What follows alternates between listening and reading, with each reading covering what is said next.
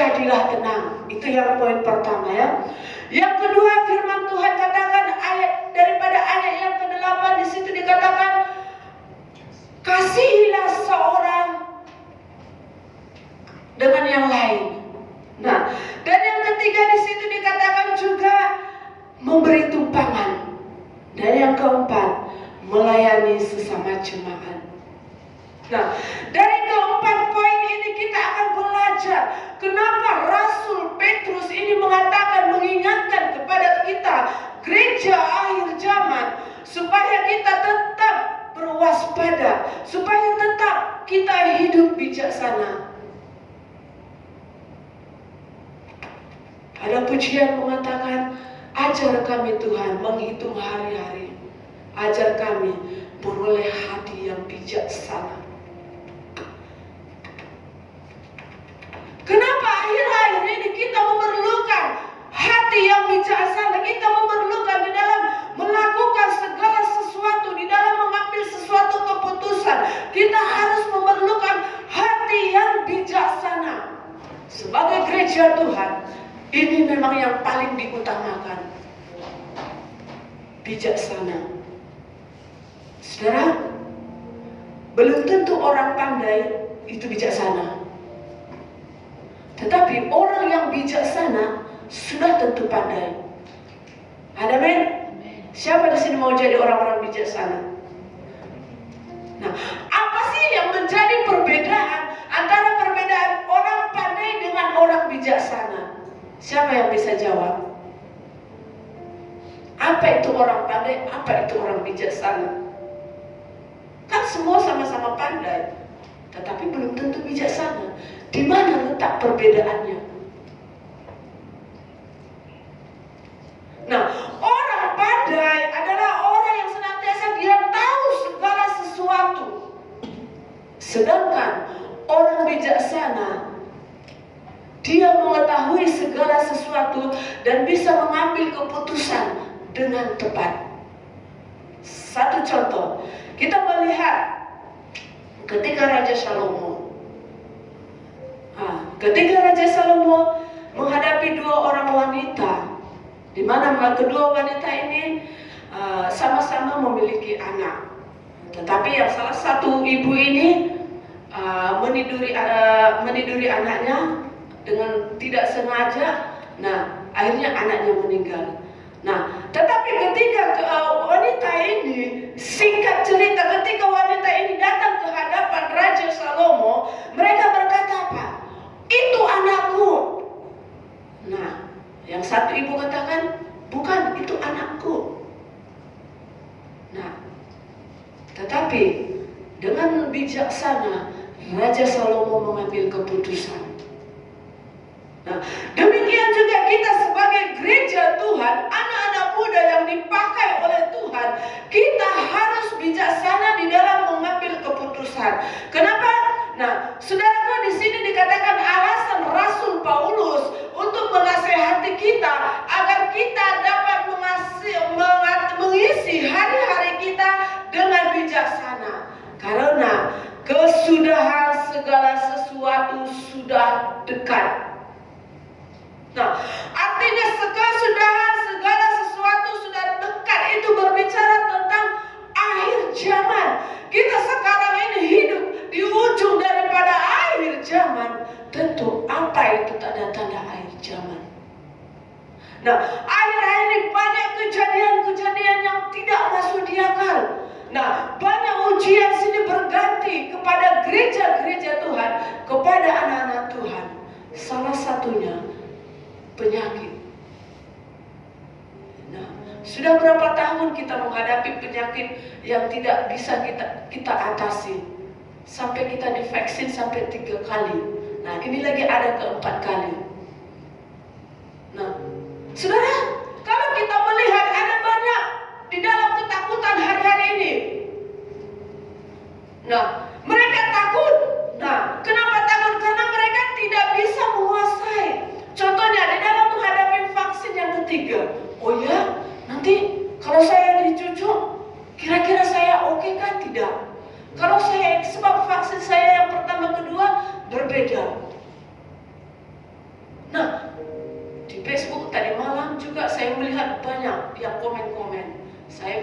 momen saya katakan vaksin. Yang penting jaga stamina tubuh, jaga energi, jaga kesehatan, jaga pemakanan. Nah, sedangkan kita untuk berhadapan keadaan dunia ini, kita menjaga sikon kita. Kita harus menjaga kesehatan kita. Bagaimana dengan kita? Gereja Tuhan juga harus menjaga kesehatan rohani kita. Amin. Sebab hari-hari ini adalah hari-hari yang jahat. Dalam sekelilip mata, kematian bisa terjadi di mana-mana. Kematian tidak melihat umur, kematian tidak melihat usia. Kematian boleh saja hari ini kita sehat, kemudian beberapa hari kemudian kita sudah dipanggil Tuhan. Nah, banyak kejadian aneh hari-hari ini. 1 bulan yang lepas banjir. Di mana? Sudah lama, mungkin banyak orang mengatakan, oh Saalam tidak pernah banjir, Saalam dulu banjir, tapi tidak seperti ini. Banyak. Waktu banjir, saudara, kami pergi melawat ke Sri Muda, kebetulan karena ada kawan kita di sana. Kalau kami mendengarkan cerita mereka, pengalaman mereka, sangat-sangat memang menakutkan. Nah, harta benda mereka dalam sekelip mata habis. Nah, secara manusia kita merasa takut, kita merasa khawatir. Tetapi firman Tuhan katakan, jadilah tenang, kuasai pikiranmu. Bagaimana kita bisa menguasai, bagaimana kita bisa hati kita tenang, bagaimana kita menghadapi segala sesuatu. Kalau kita melihat segala sesuatu di depan mata kita, pasti secara manusia kita gundah gulana, hati kita merasa tidak tenang. Jangankan saudara, saya sendiri seperti itu. Nah, waktu menghadapi banjir, saudara, kami terjebak dengan suasana banjir di Uptown Saalam. Nah, ketika itu kami menghantar teman kami ke Ceras, balik dari Ceras, kami lewat daripada Batu Tiga dulu, tetapi situ sudah jam teruk. Suami saya ambil jalan pintas, jalan banyak ditutup. Akhirnya kami lewat melalui Uptown itu ya. Nah, tetapi sepanjang malam itu kami sudah stuck di sana. Suami saya sudah tidur, tetapi saya tidak bisa tidur. Saya tengok suami saya, maaf, dia bisa ngorok, teman-teman. Tenang. Dia betul-betul tenang, ingat firman Tuhan. Tapi saya tidak tahu dia ingat firman Tuhan atau dia tidak peduli, saya tidak tahu. Tetapi saya melihat begitu tenang dia sampai ngorok. Nah, di dalam hati saya mulai sudah gundah gulana. Waduh, seumur hidup saya tidak pernah menghadapi seperti ini. Sudahlah hujan gerimis. Waduh, kalau hujan sudah mulai pikiran saya ini berperang. Kalau hujan, air semakin naik. Kami kemana? Maju kena, mundur kena. Kemana-mana tidak ada tempat. Dalam hati saya sudah mulai gundah gulana. Tuhan tolong, dalam nama Yesus. Saya melihat ada banyak orang-orang berjalan bawa baldi, bawa anak. Apa yang akan terjadi? Dunia sudah mulai bergejolak. Dunia sudah. Apa yang ada di dunia ini itu tidak akan berarti. Yang berarti bagi kita ketika kita mendekatkan diri kita kepada Tuhan, itu yang berarti, itu yang membuat hati kita semakin tenang di dalam menghadapi segala sesuatu. Nah, sampai jam 3 pagi kami ada di Uptown, tidur di kereta. Saudaraku, saya melihat polis katakan, Yutan, balik. Saya bangun di suami saya kejutkan. Pak, tanya itu polis, apa polis cakap? Disuruh kami balik karena air sudah mulai naik. Kami cari jalan sehingga jam 5 pagi kami baru sampai di rumah. Saya melihat kejadian itu, Tuhan. Saya melihat itu air, saya melihat Facebook semua. Saya tidak dapat berbuat apa-apa dan saya tidak dapat berkata apa selain saya katakan, Tuhan tolong. Kalau sudah akhirnya kami akan Tuhan panggil kami dengan keadaan. Saya teringat waktu Bahtran Nuh. Tuhan, biarlah kehendak Tuhan yang terjadi. Saya yakin dan percaya kita sebagai gereja Tuhan, kalau diperhadapkan sesuatu yang sulit, sesuatu yang sukar, pasti hati kita mulai tidak nyaman, pikiran kita mulai bagaimana di kampung, bagaimana suasana, bagaimana mengatasi segala sesuatu ini. Tetapi satu hal kita ingat, ketika keadaan sesulit apapun, ketika kita datang di bawah kaki Tuhan, ketika kita undang Roh Kudus melibatkan pikiran kita, maka hidup kita akan mulai tenang. Jadi oleh karena itu gereja Tuhan harus tetap senantiasa mendekatkan diri, mengambil, kita libatkan Roh Kudus, kita libatkan firman Allah senantiasa ada di dalam pribadi kita, sehingga situasi apapun keadaan kita tetap ada sukacita, ada tetap penghiburan di dalam kehidupan kita. Masalah tidak bisa menghimpit perjalanan kita. Penyakit tidak bisa menghalang kita untuk mendekatkan diri kita kepada Tuhan. Karena Roh Kudus ada bersama-sama dengan kita. Nah, saudaraku, yang kedua, di situ dikatakan tadi, Maya yang masih lanjut. Nah, di sini tadi dikatakan kuasai diri, jadilah tenang. Nah, saudaraku, ada beberapa tokoh Alkitab di mana di sini 3 tokoh yang saya ambil. Yang pertama Saul, Judas dengan Yusuf ya. Kita lihat perbandingan tokoh Alkitab di dalam firman Tuhan saat pada pagi hari ini. Yang pertama Saul. Nah, Saul di dalam Samuel pasal 18 ayat 6 sampai dengan 30. Nah, di situ diceritakan bahwa Saul ini adalah salah satu raja pertama bangsa Israel, di mana yang dulunya dia diurapi oleh Tuhan, dia dipakai oleh Tuhan, tetapi karena dia tidak menjaga hatinya, dia tidak menguasai pikirannya, akhirnya Roh Allah berpaling daripada dia. Kenapa? Kan dulu Samuel sudah mengurapi Saul menjadi raja. Tetapi kenapa Roh Allah mengundurkan diri daripada Saul?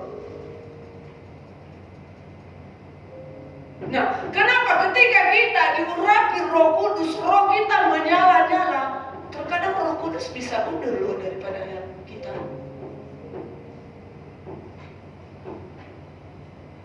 Roh Kudus bisa undur daripada kita karena kita tidak menjaga kekudusan kita. Kita tidak menjaga kekudusan hati kita.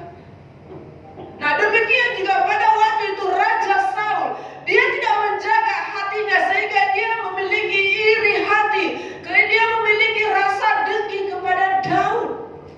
Karena dia dipakai ke Tuhan, walaupun badan kecil, tetapi Tuhan pakai loh. Nah, dalam kata artinya, Tuhan tidak pernah melihat faras kita, Tuhan tidak pernah melihat keadaan kita, tetapi yang Tuhan lihat adalah hati kita, kemauan kita untuk melayani, kemauan, keinginan, kerinduan kita untuk tetap setia dengan Tuhan. Tuhan tidak mau tahu itu keadaan seperti apa, tetapi Tuhan mau lihat hatimu. Sama ada saya dan saudara sungguh-sungguh di hadapan Tuhan, atau kita hanya sekedar saja. Kenapa Raja Daud di dalam firman Allah dikatakan, beriku hati yang baru, ya Allah. Dan pada intinya dikatakan, jangan ambil rohmu dariku. Nah, perbaharui hatiku. Nah, ketika Raja Daud jatuh ke dalam dosa, nah, dia sadar Roh Allah sudah berpaling kepada Daud, tetapi Daud sadar, menyadari kesilapannya, menyadari kesalahannya, menyadari tindakan dia, sehingga Daud berdoa kepada Tuhan. Dia katakan, beriku hati yang baru, jangan ambil rohmu dari. Nah, bagaimana dengan keadaan kita hari-hari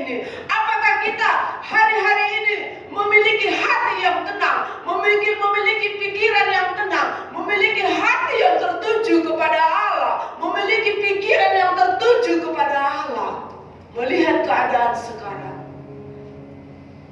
Saudara, dengan keadaan yang kita hadapi sekarang ini, saya mau katakan, dunia semakin lama bukan semakin membaik, saudara. Tidak.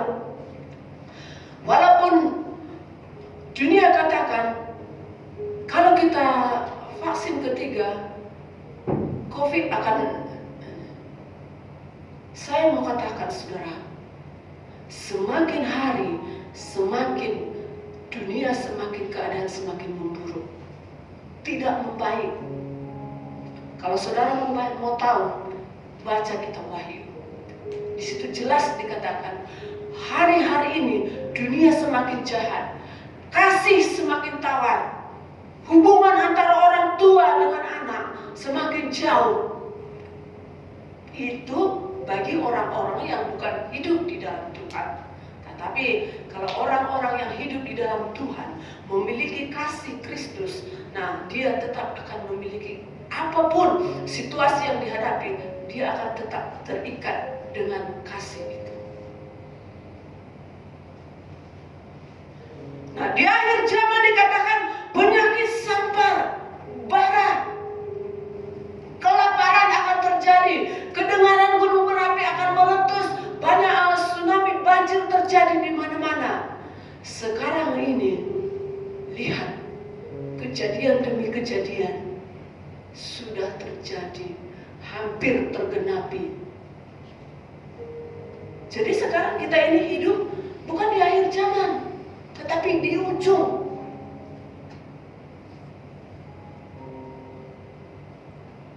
Nah, saya ada satu suka dengan pujian akhir zaman, dikatakan, kalau zaman ini lalu pada hari kiamat, kalau sangkakala Allah datanglah.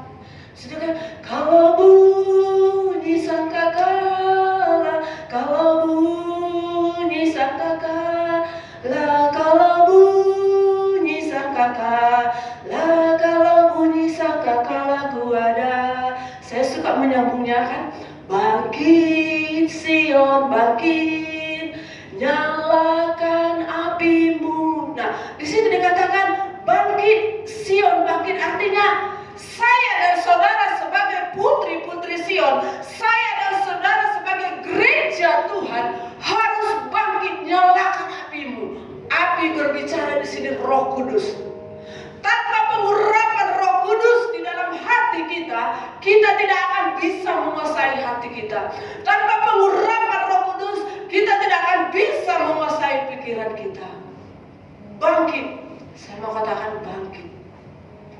Tidak ada gunanya mengikuti keadaan-keadaan sekarang. Supaya kenapa? Rasul Petrus tidak salah, saudara. Ini benar-benar mengingatkan kita, kesudahan segala sesuatu sudah dekat. Nah, artinya kita sebagai gereja Tuhan jangan pernah main-main lagi kepada Tuhan. Gunakan waktu sebaik-baiknya mungkin. Yudas. Nah, Yudas kenapa? Yudas salah satu murid Tuhan Yesus yang dikasihi Tuhan Yesus. Yudas adalah bendahari.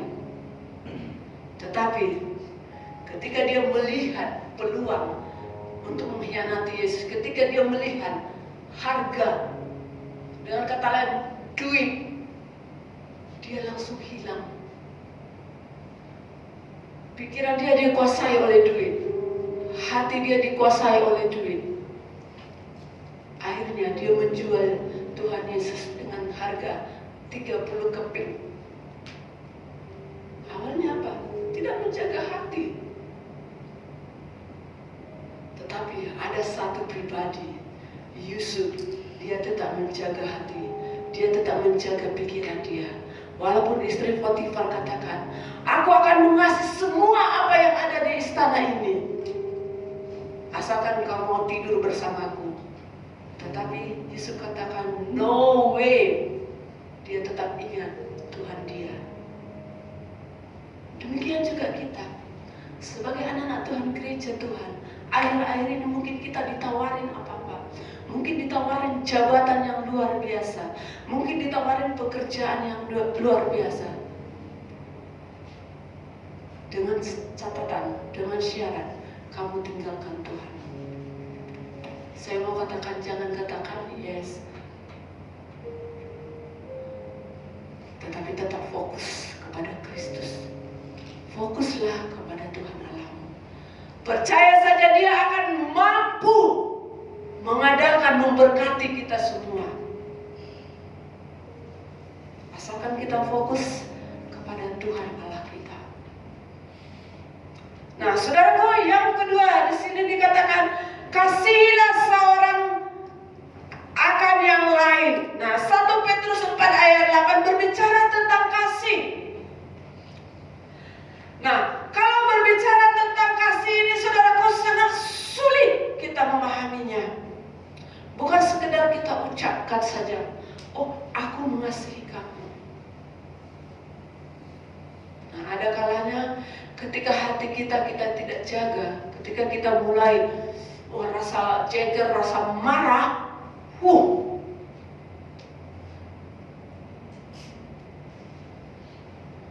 Nah, dari mana kita mulai menunjukkan kasih kita ini? Nah, maksudnya kasih seorang akan yang lain adalah berbicara tentang kasih kita dimulai kepada keluarga kita. Nah, kepada saudara-saudara kita, kepada sahabat kita, dan juga kepada musuh kita. Waduh, luar biasa firman Tuhan. Dia suruh kita mengasihi musuh kita. Nah, kita harus menunjukkan kasih kita terhadap keluarga, kepada orang tua kita. Nah, kita harus membangun, menunjukkan kasih kita kepada mereka. Jangan menjadi serupa dengan dunia ini. Dengan cara apa kita menunjukkan kasih kita kepada keluarga kita? Dengan menghargai mereka, menghormati mereka, menjaga nama baik keluarga kita. Nah, demikian juga kepada saudara-saudara, kepada sahabat-sahabat kita, kita harus tetap menjaga kekudusan. Khususnya anak-anak muda sekarang ini, kita hidup di akhir zaman. Kita harus menjaga kekudusan kita. Pergaulan kita sehari-hari itu harus tetap dijaga, supaya kita tetap berkenan kepada Allah yang kita sembah. Nah, yang ketiga, saudaraku, memberi tumpangan. Ayat yang ke-9. Memberi tumpangan ini seperti apa sih memberi tumpangan? Apakah setiap kita melihat orang kelaparan kita langsung beri? Saya teringat ketika saya membaca firman Allah, di situ dikatakan ada seorang wanita yang mengurapi Tuhan Yesus dengan minyak wangi dan menyeka, dia ambil rambutnya, menyeka kaki Tuhan Yesus. Tetapi murid-murid Tuhan Yesus katakan, aduh, dia tegur wanita ini. Dia katakan, waduh, kenapa dibuang-buang itu minyak, itu kan mahal.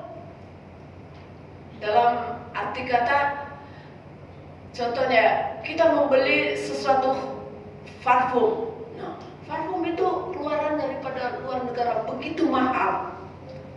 Nah, ini sebagai perumpamaan, kiasan saja yang sebagai ayat yang Tuhan Yesus itu. Nah, akhirnya kita buang saja parfum itu, kita tetapi kita melihat, waduh, parfum mahal, kok dibuat seperti itu saja. Nah, ketika murid-murid Tuhan Yesus sudah mulai protes, wah, itu minyak mahal, kan lebih bagus dikasih kepada orang miskin. Nah, tetapi Tuhan Yesus katakan, di hatimu hanya ada orang miskin, tetapi bukan aku.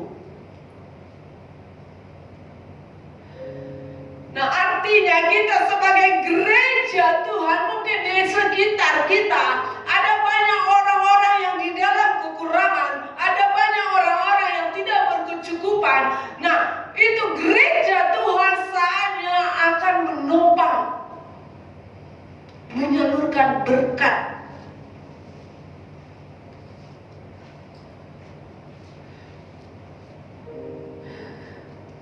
Kami teringat waktu musim banjir kemarin itu, kebetulan anak-anak kita ada yang banjir di Sri Muda. Semua barang-barang mereka habis karena mereka kerja di kilang.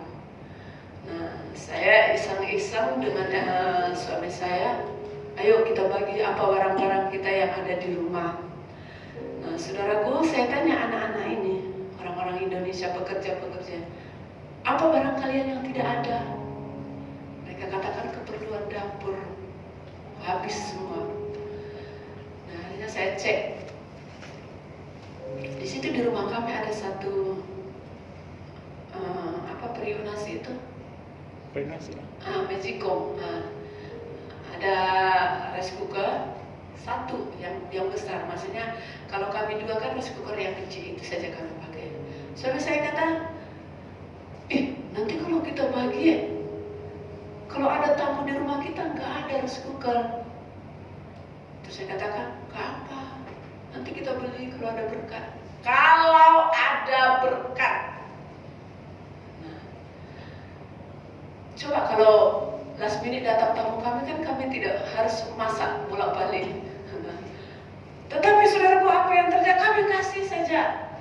Yang penting memberkati.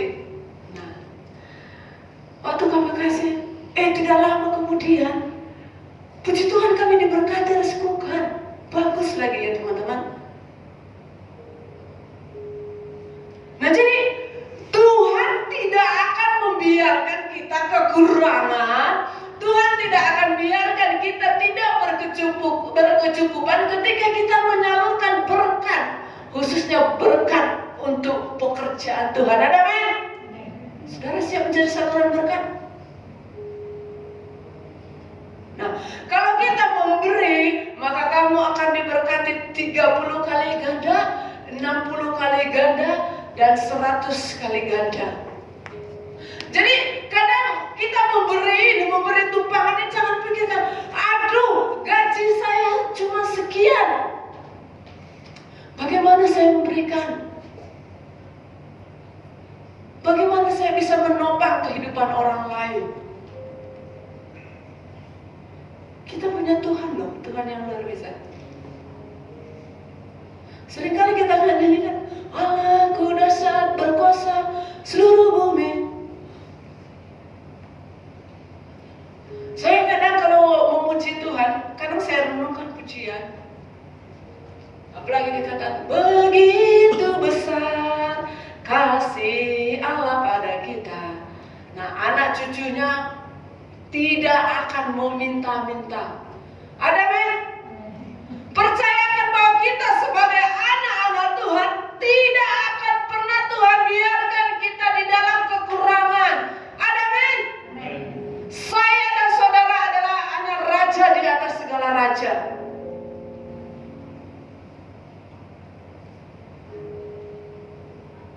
Jadi kita tidak perlu rasa khawatir, rasa bimbang.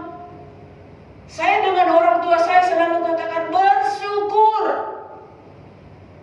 Jangan pernah bersungut-sungut. Sadari kehidupan kita ini adalah berkat Tuhan. Nah, demikian juga anak-anak Tuhan yang ada di tempat ini. Jangan pernah bersungut-sungut. Kalau Bapak Gembala, Ibu Gembala katakan, ayo kita sama-sama kerja buat Tuhan. Kita mau membeli untuk pekerjaan Tuhan. Kita mau membeli sound system. Kita mau memperbaharui gereja kita. Ayo sama-sama membangun pekerjaan Tuhan. Apa yang saudara beri akan Tuhan kembalikan berlipat kali ganda. Amin. Tuhan akan kembalikan. Kalau tidak percaya, coba saudara praktekkan. Kalau saudara tidak praktekkan, memang saudara tidak akan rasakan. Jangan separuh-separuh. Kalau berjalan dengan Tuhan, iman kita jangan separuh-separuh, saudara.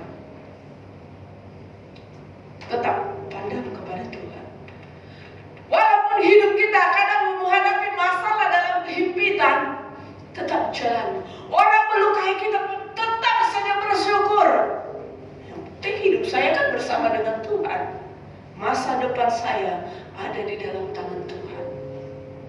Kalau sudah waktunya Tuhan memberkati kita, pasti berkat itu akan tetap mengalir. Terkadang Tuhan izinkan kita mengalami kesulitan-kesulitan. Tuhan izinkan kita menghadapi permasalahan. Bukan karena Tuhan tidak mau menolong kita, tetapi Tuhan senantiasa memberikan ujian, memberikan kesabaran, mendidik iman kita. Nah, yang selanjutnya melayani sesama jemaat. Nah, ayat yang 10, kita sebagai gereja Tuhan harus melayani sesama jemaat. Dalam kata arti melayani sesama jemaat, kalau kita ada melihat jemaat kita, teman-teman kita, saudara seiman kita yang dalam keadaan sakit, mari lawan, doakan mereka. Kalau ada yang kesusahan, mari hiburkan mereka. Nah, itu yang dikatakan firman Tuhan saat pada pagi hari ini, supaya kita tetap hidup di dalam pemeliharaan Tuhan. Nah, itu sebabnya kita perlu hari-hari ini mengisi hari-hari kita dengan penuh bijaksana. Sebab kalau kita tidak penuh dengan bijaksana, maka kita tidak akan dapat menguasai hati dan pikiran kita di akhir zaman ini.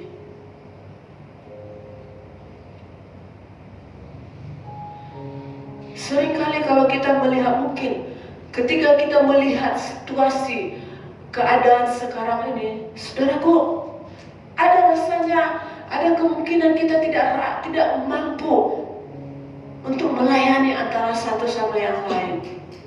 Tetapi itu sudah menjadi tugas dan tanggung jawab kita sebagai gereja Tuhan. Nah, oleh sebab itu mari kita renungkan kebenaran firman Tuhan pagi hari ini. Nasihat daripada firman Tuhan melalui Rasul Petrus, supaya kita tetap menjaga kehidupan kita. Nah, supaya kita tetap mewaspadai setiap keadaan kita. Nah, karena kesudahan segala sesuatu sudah dekat. Jadi Rasul Paulus mengingatkan kita supaya kita menguasai diri kita, supaya kita hidup di dalam ketenangan, supaya kasih kita semakin dikuatkan di dalam Tuhan, kasih kita semakin dikuatkan antara satu sama yang lain, kasih kita dikuatkan antara hubungan antara suami dan istri, orang tua dan anak. Mari, kalau ada di antara kita hubungan kita dengan orang tua kita tidak bagus, mari mulai saat ini, mari perbaiki hubungan kita antara satu sama lain, supaya pemulihan itu terjadi akhir-akhir zaman ini, supaya kita suatu saat ketika Tuhan Yesus datang menjemput kita, nama kita ada bersama-sama dengan Tuhan Yesus. Kita menikmati indahnya kerohanian kita selama di dunia. Ketika akhir zaman, mahkota yang Tuhan sediakan menjadi bahagian kita. Nah, itulah sebabnya kita senantiasa kita perlukan, kita saling mengasihi, kita memberikan tumpangan antara satu yang lain, dan kita saling melayani antara satu sama lain.